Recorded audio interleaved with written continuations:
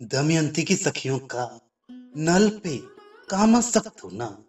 किसी स्त्री ने अपने मुक्ताहार में प्रतिबिंबित नल को देखा, फिर अन्यत्र आते हुए उनको अपने हार में प्रतिबिंब रूप से भी नहीं देखा। अतः उनके सौंदर्याधिक्य से नलगत चित्त वाली, अथवा अभी मैंने अपने हार में प्रतिबिंबित एक तरुण को देखा था और अब वो दिखलाई नहीं पड़ता, अतः कहाँ गया। ऐसी चिंता वाली कृशांगी ने वो मेरे हृदय में ही प्रविष्ट हो गया। इस प्रकार का ठीक ही निश्चय किया। उस नल की सुंदरता उस कृशांगी के हृदय में जम गई।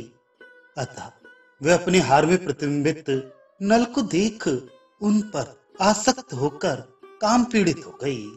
अपने हार तथा मणिमय फर्श एवं दीवारों में प्रतिबिंबित नल के प्रतिबिंब के सौंदर्य से नष्ट धैर्य वाली इन प्रत्येक स्त्रियों को रतिपति कामदेव ने आलिंगन किया, क्योंकि रति की प्रतिद्वंदिनी रति के समान उन स्त्रियों में यही रति है, ऐसा निश्चय नहीं कर सका। एक को आलिंगन करने पर अन्य स्त्री को अत्यंत सुंदर देख उसे ही रति समझ उसका भी आलिंगन किया। इसी प्रकार सब स्त्रियों को काम ने आलिंगन किया।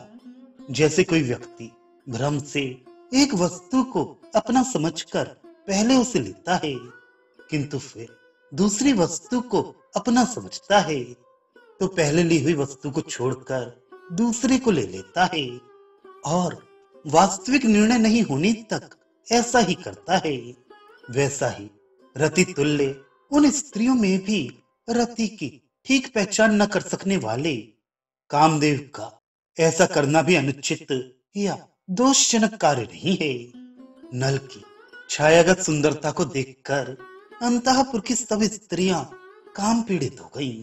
नल के प्रतिबिंब की सुंदरता से उत्पन्न मोह से चंचल या उनको प्राप्त करने की इच्छा करने वाली वे सुनियंत उस अदृश्य नल से भी अधिक नहीं डरी और कामदेव की आज्ञा के वशीभूत काम पीड़ित उन स्त्रियों ने अपने प्राणों को भी तृण समझा।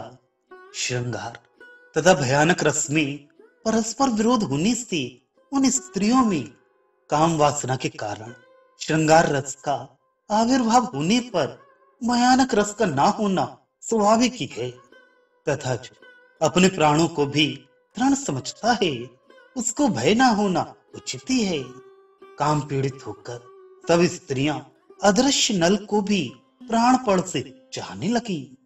उस नल की छाया को देखने वाली सुलोचनाओं का जो कंप पहले उत्पन्न हुआ, वह कंप नल का स्पर्श करने पर और बढ़ गया। दर्शन से कंप रूप सात्विक भाव का कम तथा स्पर्श से अधिक होना उचित ही है, किंतु पर स्त्री दर्शन जन्य पाप न होने के लिए वहां से नल के शीघ्र हटने पर उनके पैरों की ध्वनि से उत्पन्न भय से सहारा दिए गए के समान वह कंप अत्यंत बढ़ गया। प्रथम दोनों अवस्थाओं में उत्तरोत्तर बढ़ने वाला कंप श्रृंगार रस से उत्पन्न था। पुनः तृतीय अवस्था में होने वाले अत्यंत अधिक कंप भयानक रस से उत्पन्न था। रतिपति कामदेव नल के शरीर को स्पर्श करने वाले उन स्त्रियों के अंगों को तथा नल के प्रतिबिंब को देखने वाले उनके नेत्रों को भले ही हर्ष होने से उल्लासित करे, ये कोई आश्चर्य की बात नहीं है, किंतु काटने पर भी चेतना शून्य रोम को जो उसने हर्षित कर दिया, स्त्रियों के शरीर को रोमांच युक्त कर दिया, वह पत्थर को ही नचा दिया। चेतना युक्त शरीर या नेत्र को उल्लासित करना सामान्य बात है, किंतु कामदेव ने जो बाल काटने पर भी चेतनाहीन रहती ही उनको हर्षित कर जड़ पत्थर को नचाने के समान आश्चर्यकारक काम किया। सब स्त्रियां नल के शरीर का स्पर्श कर तथा उनके प्रतिबिंब को देखकर रोमांचित हो गई। मृगनयनी जिस स्थान पर नल के सम्मुख अन्य कार्य से जाती हुई उनके शरीर के स्पर्श से स्पृष्टक नामक आलिंगन को प्राप्त कर हर्षित हुई थी। उस स्थान पर उनके आलिंगन सुख को पाने के लिए पुनः गई, किंतु वहां से नल के हट जाने के कारण उनके आलिंगन के सुख को प्राप्त न करने से वहां पर भूमि की धूल में स्थित चिन्हित इस नल के पैर में गिरकर प्रणाम, प्रसन्न होइए, ऐसा धीरे से कहा। पर किया नायिका पर पुरुष के स्पर्श से सुख अनुभव कर पुनः संभोग आदि के लिए वहां जाने पर उसे प्रसन्न करने के लिए पैरों पर गिरकर दूसरा कोई ना सुन ले, इस कारण धीरे से प्रार्थना करती है।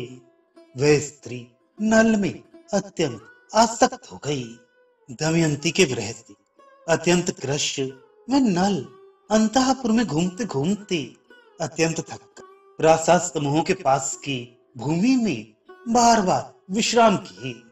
जैसे अत्यंत दुर्बल व्यक्ति एक घर में भी चलते चलते थक कर बार बार विश्राम करता है, वैसे विरह दुर्बल नल का भी वैसा करना उचित ही है।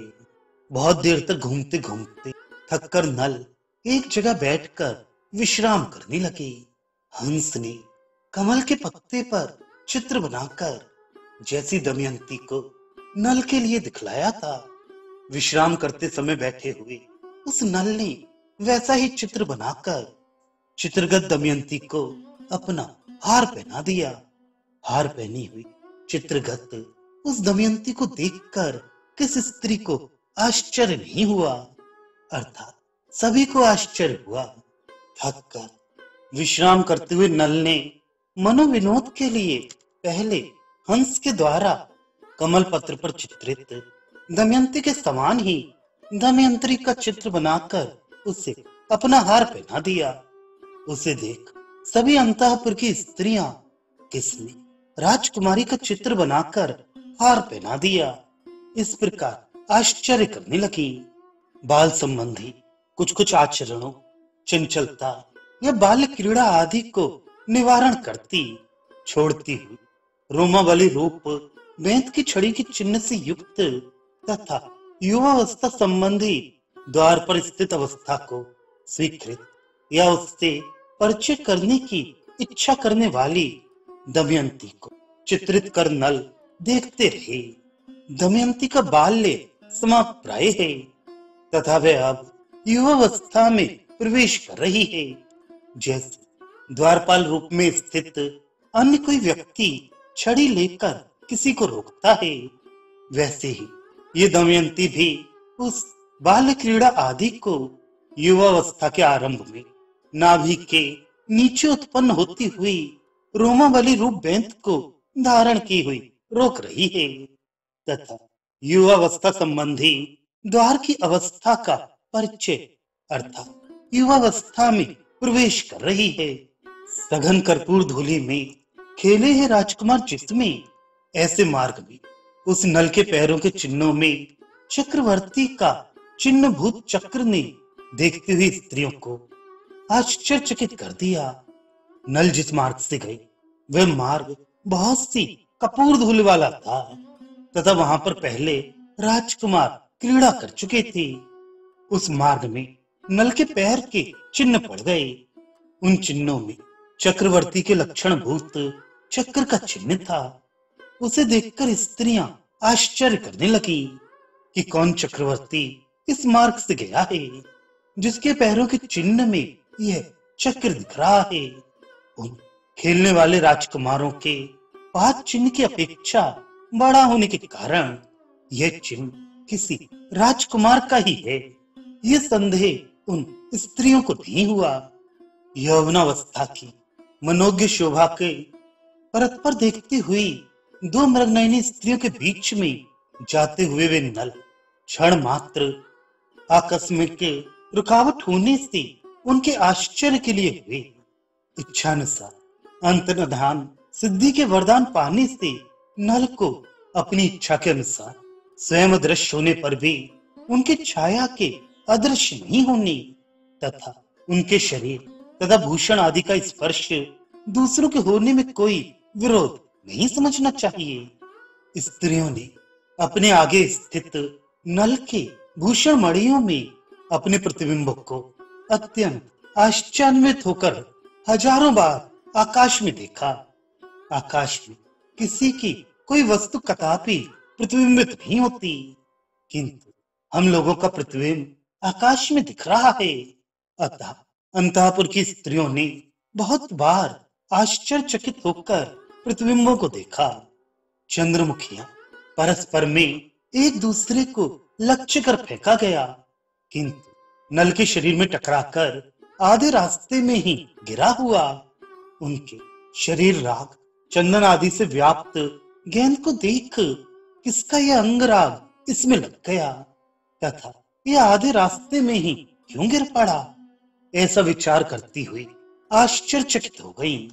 अपने पति राजा भीम के अतिरिक्त पुरुष को न देखने का नियम पूर्वक व्रत पालन करने वाली होकर भी पटरानियों ने मणिमय भूमि फर्श पर पड़ी हुई नल की परछाई में उनका रूप देखकर नेत्रों का फल प्राप्त कर लिया।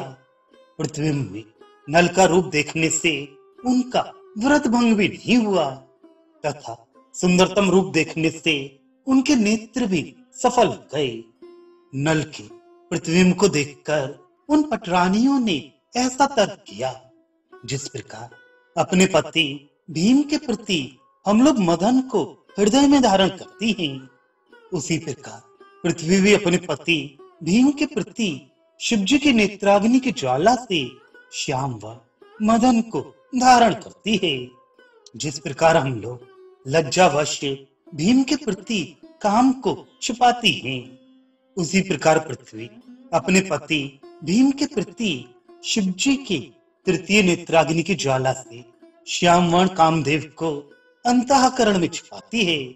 भीम को भूपति होने से पृथ्वी का भी पति होना स्वयं सिद्ध है। छाया की श्यामवर्ण होने से यहाँ शिव नेत्राग्नि ज्वाला का वर्णन है। अग्नि की ज्वाला से कोई भी पदार्थ श्यामवर्ण धूम्रयुक्त हो जाता है। उन पटरानियों ने पृथ्वी में यद्यपि नल का स्वरूप या सौंदर्य अच्छी तरह देखा, तथापि हल्दी के टुकड़े या स्वर्ण को अपनी सुंदरता से पराजित करने वाले नल के उस अति प्रसिद्ध एवं अवर्णनीय रूप को नहीं देखा। वियोगी दमयंती विरह युक्त नल अदृश्य होकर मणिमय भूमि में प्रतिबिंब से अपने देह समूह को विस्तृत करते हुए तथा दूसरे के नगर में प्रवेश करते हुए योगी अर्थात मुनि के समान शोभायमान हुए।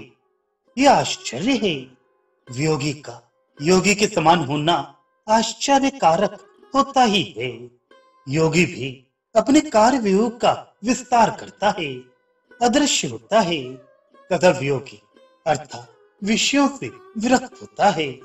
घूमती हुई मैंने पुरुष के समान किसी का स्पर्श किया, मैंने पुरुष के समान किसी का प्रतिबिंब देखा, मैंने पुरुष के समान किसी के शब्द का अनुमान किया। इस प्रकार परस्पर में स्त्री समूह के वचन को नल ने सुना।